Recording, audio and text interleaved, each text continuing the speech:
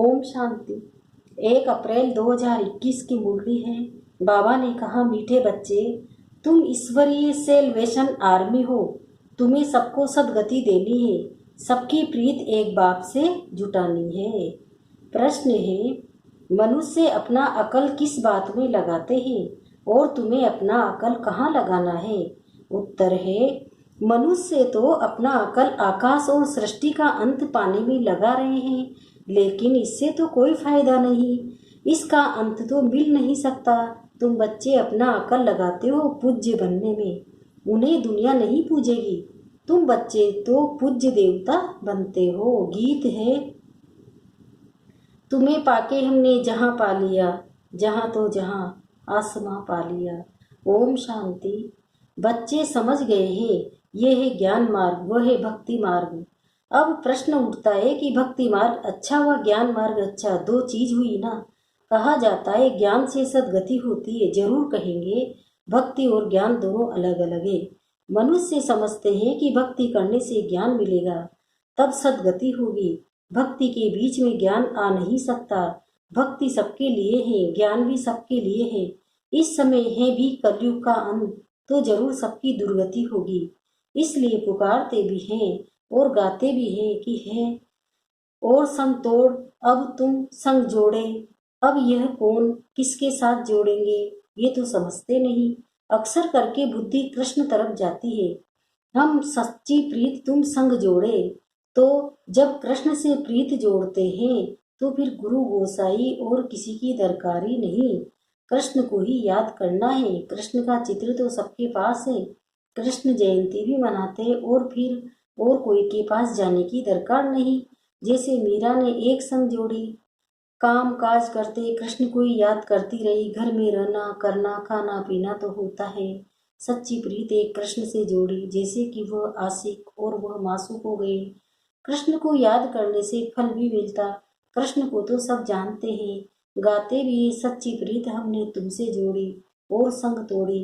अब ऊंच से ऊंच सच्चा तो परम पिता ही है, सबको वासा देने वाला एक ही बाप है। उसको कोई भी जानते नहीं है। भल कहते हैं परम पिता परमात्मा शिव, परंतु कब आए ये नहीं जानते।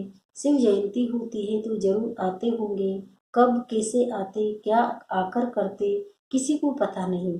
कोई भी मनुष्य मात्र नहीं जानते कि स्वर्ग की सदगति करते हैं, परंतु कैसे करते हैं, सदगति का अर्थ क्या है, कुछ भी नहीं समझते।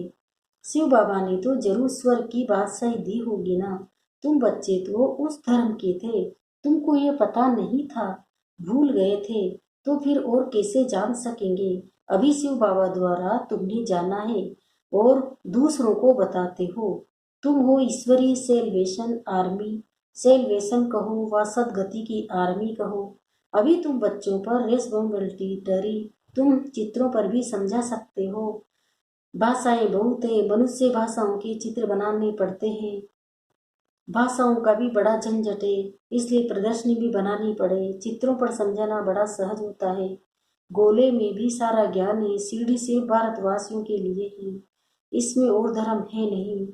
ऐसे थोड़े ही भारत तमो प्रधान बनता है तो और नहीं बनते। तमो प्रधान तो सब बनते हैं, तो उन्हों के लिए भी होना चाहिए। ये सब बुद्धि में सर्विस के ख्याल आने चाहिए। दो बाप का राज भी समझाना है, वर्षा रचयिता से मिलता है। ये भी सब धर्म वाले जानते हैं कि लक्ष्मी नारायण भारत के पहले महाराजा महारानी थे, वह भगवत भगवती थे। अच्छा, उनको ये स्वर्ग का राज्य कैसे मिला? जरूर भगवान द्वारा मिला। कैसे कब मिला ये किसी को पता नहीं है। गीता में कृष्ण का नाम डाल फिर प्रलय दिखा दिए, रिजल्ट कुछ भी नहीं। ये कुछ बच्चों को समझाना। चित्र तो सब तरफ है, लक्ष्मी नारायण के चित्र भी होंगे, बड़े ड्रेस फीचर्स आदि और होंगे। जिसको जो आया सो बेट बनाया। श्रीनाथ श्रीनाथिनी, यह राधे कृष्ण है ना।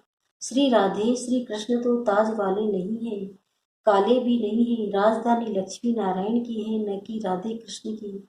मंदिर तो अनेक प्रकार के बनाए हैं, नाम तो एक ही रखेंगे, लक्ष्मी नारायण। डिनाइस्टी लक्ष्मी नारायण ही कहेंगे। राम सीता का घराना लक्ष्मी नारायण का घराना, राधे कृष्ण का घराना नहीं होता है। ये बातें मनुष्य के ख्याल में भी नहीं है। तुम बच्चे भी नंबरवार पुरुषार्थ अनुसार जानते हो। जिनको सर्विस का शौक है वो तो थक पथकते हैं। कोई कहते हैं हम समझते हैं, परंतु धीरे धीरे मुख खुलने की भी युक्तियां रचनी पड़ती है।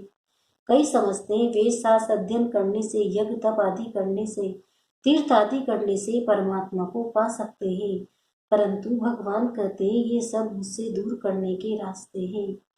ड्रामा में सबको दुर्गति को पाना ही है, तो फिर ऐसी बातें बताते हैं। आगे हम भी कहते थे कि भगवान जैसे चोटी है, कोई कहाँ से भी आए जाए, तो मनुष्य ने अनेक प्रकार के रास्ते पकड़े हैं। भक्ति मार्ग के रास्ते पकड़ पकड़ कर जब थक जाते हैं, तो फिर भी भगवान को ही पुकारते हैं कि हे पतित पावन, आप आकर पावन बनाने का रास्ता बताओ। बाप, आप बिगर पावन हो नहीं सकते, थक गए हैं। भक्ति दिन प्रतिदिन पूरा थकाएगी। अभी तो मेले आदि पर कितने लाखों जाकर इकट्ठे होते हैं, कितनी गंदगी होती है। अब तो है अंत, दुनिया को बदलना है। वास्तव में दुनिया एक ही है, दो भाग बनाए हैं। जो तो मनुष्य समझेंगे स्वर्ग नरक अलग अलग दुनिया है, परंतु ये आधा आधा है। ऊपर में सतयुग, फिर त्रेता, द्वापर, कलयुग। कलयुग में तमो प्रधान बनना ही है। सृष्टि पुरानी होती है। इन बातों को कोई समझते नहीं है, मूझे हुए हैं। कोई कृष्ण को भगवान तो कोई राम को भगवान कह देते हैं। आजकल तो मनुष्य अपने को भगवान कह देते। हम ईश्वर के अवतार हैं। देवताओं से भी मनुष्य तीखे हो गए हैं। देवताओं को फिर भी देवता ही कहेंगे, ये तो फिर मनुष्य को भगवान कह देते हैं। ये है भक्ति मार्ग। देवताएं तो स्वर्ग में रहने वाले थे, अभी कलयुग आयरन एज में, फिर मनुष्य भगवान कैसे हो सकते हैं। बाप कहते हैं मैं आता ही संगम युग पर हूँ, जबकि मुझे आकर दुनिया को ट्रांसफर करना है। कलयुग से सतयुगी बाकी सब शांति धाम में चले जाएंगे। वह है निराकारी दुनिया, ये है साकारी दुनिया। निराकारी झाड़ भी समझाने के लिए बड़ा बनाना पड़े। ब्रह्म तत्व भी इतना बड़ा है जितना बड़ा आकाश है। दोनों का अंत नहीं पा सकते, बल कोशिश करते हैं। एरोप्लेन्स आदि में जाएंगे, परंतु अंत नहीं पा सकेंगे। समुद्री समुद्र, आकाश ही आकाश है, वहां तो कुछ भी है नहीं। बल कोशिश बहुत करते हैं, परंतु इन सब बातों से फायदा क्या समझते हैं। हम अपना अकल निकालते हैं। ये है मनुष्य का अकल। साइंस का घमंड भी मनुष्यों में है। बल कितना भी कोई अंत पाए, परंतु उनको सारी दुनिया पूजेगी तो नहीं, देवताएं की ही तो पूजा होती है। तुम बच्चों को बाप कितना ऊंच बनाते हैं, सबको ले जाते हैं शांति धाम। भल ये सब जानते हैं हम मूल वतन से आते हैं, परंतु जिस प्रकार तुम समझते हो वैसे दुनिया नहीं जानती। वह क्या है, कैसे आत्माएं वहां रहती है, फिर नंबरवार आती है, ये कोई नहीं जानते। ब्रह्म तत्व में निराकारी झाड़ है, ये भी नहीं समझते। सत्य में थोड़े रहते हैं, बाकी सब आत्माएं मूल वतन में रहती हैं। जैसे ये साकारी वतन है, वैसे मूल वतन है। वतन कभी खाली नहीं होता है, न ये न वहाँ। अब जब अंत होता है तो ट्रांसफर होते हैं, जाते हैं। कुछ तो इस वतन में रहते हैं, सारा वतन खाली हो जाए फिर तो प्रलय हो जाए। प्रलय होती नहीं है, अविनाशी खंड है ना। ये सब बातें बुद्धि में रखनी है। सारा दिन यही ख्यालात चलते रहे कि हम किसका कल्याण करें। तुम संग प्रीत जुटी तो उनका परिचय देवे ना। वह बाप है, उनसे वर्षा मिलता है, कैसे मिलता है सो हम बता सकते हैं। बताने वालों में भी नंबरवार है। कोई तो बहुत अच्छी रीति भाषण करते, कोई नहीं कर सकते तो सीखना पड़े। हर एक बच्चे को अपना कल्याण करना है, जबकि रास्ता मिला है तो एक दो का कल्याण करना है। दिल होती है औरों को भी बाप से वर्षा दिलाए, रूहानी खिदमत करे। सब एक दो की सेवा करते हैं। बाप आकर रूहानी सेवा सिखाते हैं, और कोई भी रूहानी सेवा नहीं जानते। रूहानी बाप ही रूहों की सेवा करते हैं। जिस्मानी सेवा तो जन्म जन्मांतर भूत की, अब अंतिम जन्म में रूहानी सेवा करनी है। जो बाप ने सिखलाई है, कल्याण इसमें है और कोई में फायदा नहीं। ग्रस्त व्यवहार में भी रहना, तोड़ निभाना है। उनको भी यही समझा कर कल्याण करना है। प्रीत होगी तो कुछ सुनेंगे। कई तो डरते हैं कि पता नहीं हमको भी सन्यास न करना पड़े। आजकल तो सन्यासी बहुत है ना, कपनी पहन दो, अक्सर सुनाया, खाना तो मिल ही जाता है।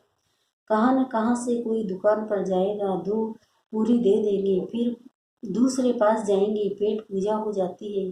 भीख मांगने वाले भी अनेक प्रकार के होते हैं। इस बाप से तो एक ही प्रकार का वर्षा मिलता है, बेहद की बादशाही मिलती है, सदा निरोगी बनते हैं, साहूकार मुश्किल उठते हैं, गरीबों का भी कल्याण करना चाहिए। बाबा प्रदर्शनियाँ बहुत बनवा रहे हैं, क्योंकि गावड़े बहुत है ना, मिनिस्टर आदि समझेंगे कि ये नॉलेज अच्छी है तो सब सुनने लग पड़ेंगे। हाँ, आगे चलकर तुम्हारा नाम गाला होगा, फिर बहुत आएंगे। कट निकालने में टाइम लगता है, रात दिन कोई लग जाए तो शायद निकल पड़े। आत्मा प्योर हो जाएगी तो फिर ये शरीर भी छोड़ेगी। ये सब समझने की बातें प्रदर्शनी में भी समझाना है। मुख्य है सारी भारत की बात। भारत का राइज हो जाता है तो सब का राइज हो जाता है। प्रोजेक्टर से भी प्रदर्शनी जास्ती सर्विस हो सकती है। धीरे धीरे वृद्धि को पाते जाएंगे, दिन प्रतिदिन तुम्हारा नाम वाला होता जाएगा। ये भी लिखना चाहिए कि 5,000 वर्ष पहले भी हुआ था। ये तो बड़ी वंडरफुल बातें हैं। बाबा इशारा देते हैं, बच्चे बहुत बातें भूल जाते हैं। कुछ भी होता है तो कहेंगे आज से 5,000 वर्ष पहले भी ऐसे हुआ था। है बहुत क्लियर बात, परंतु जब किसी की बुद्धि में ये बैठे, अखबार में डाल सकते हैं तो कुछ समझे तो सही। ज्ञान मार्ग में बड़ी फर्स्ट क्लास अवस्था चाहिए। ऐसी ऐसी बातों को याद कर हर सिद्ध भी रहना होता है। प्रैक्टिस पड़ जाए तो फिर अवस्था बहुत खुश मिजाज हो जाती है। अच्छा, मीठे मीठे से खिलते बच्चों प्रति माता पिता बाप दादा का याद प्यार और गुड मॉर्निंग। रूहानी बाप को रूहानी बच्चों को नमस्ते। हम रूहानी बच्चों की भी रूहानी माता पिता बाप दादा को याद प्यार गुड मॉर्निंग। नमस्ते नमस्ते नमस्ते। शुक्रिया बाबा, शुक्रिया आपका पद्मा पदम शुक्रिया। धारणा के लिए मुख्य सार है। पहला है, और सबसे बुद्धि की प्रीत तोड़ एक बाप से जोड़नी है, और सबकी प्रीत एक बाप से जुटाने की सेवा करनी है।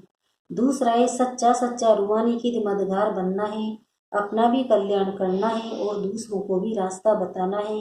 अवस्था बहुत खुश मिजाज बनानी है। वरदान, एक बाप की स्मृति से सच्चे सुहाग का अनुभव करने वाले भाग्यवान आत्मा भव।